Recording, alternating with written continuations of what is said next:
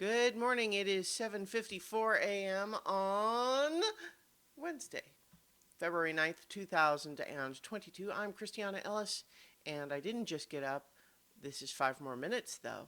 What I did was I got up and even though I hadn't been doing this, I decided to watch the season finale of Star Wars: The Book of Boba Fett before this video, and I will try to avoid spoilers, except to say that this was kind of a really great episode. Let me give a little context for those who may have not seen or don't remember my feelings about this show.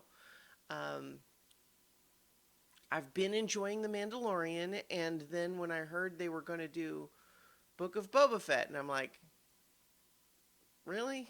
I mean, okay, I guess. We'll see what they're going to do with it, I suppose.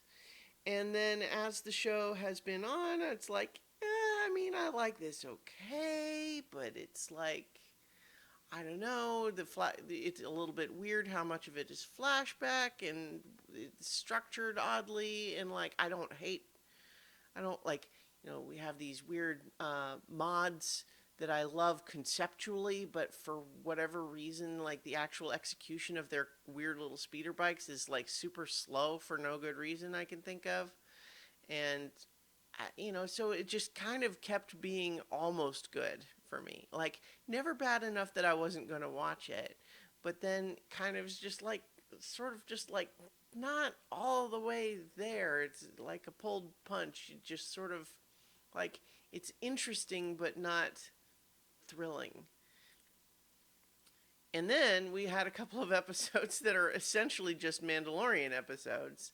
And like, as soon as those happened, I'm like, oh yeah, that's what I've been missing. Like, and it just instantly felt better, but it felt better by virtue of feeling like a different show. And so, coming into the finale, I was like, well, they've clearly been trying to build to something, so maybe let's see what they built to. Turns out, I'm not sure it excuses the earlier episodes not being as exciting, but the finale's pretty exciting. I liked it a lot. So, in fact, like coming out of it, like I don't hate that they told this story at all. Again, I'm not making excuses for the earlier episodes, but it landed well.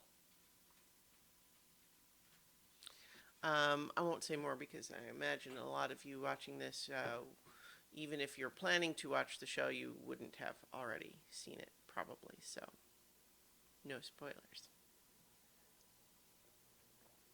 We had a fun session of Dungeons and Dragons last night.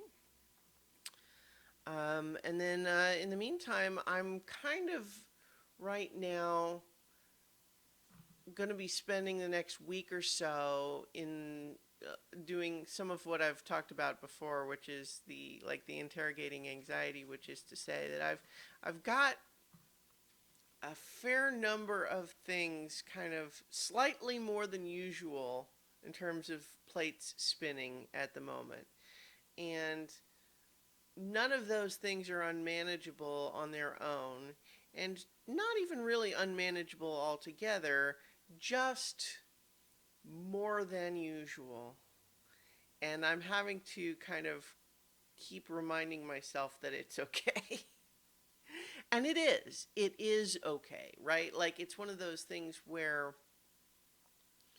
the situation is that my brain is kind of a jumpy horse that needs to be soothed by the rider. And like I am both the horse and rider in this analogy, right? I am definitely the rider who can look out ahead, use experience and education and knowledge to and wisdom to say, yes, I have chosen a course of action. I believe it is the correct one. There will be obstacles, but they are not insurmountable, and this is the thing we're going to do, and it's going to be great.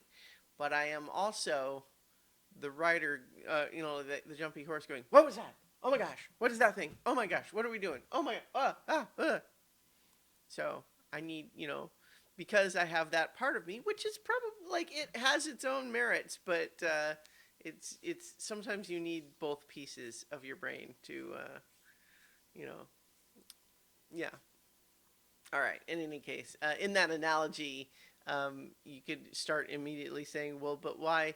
But why is the what's the value of the jumpy horse? Well, it's because it's the horse, and the rider needs a horse, right? It provides the speed and the power and the strength of the whole thing. Rider's just a navigator in that scenario. Anyway, I'll leave it there, and I will talk to you all tomorrow for 5 more minutes.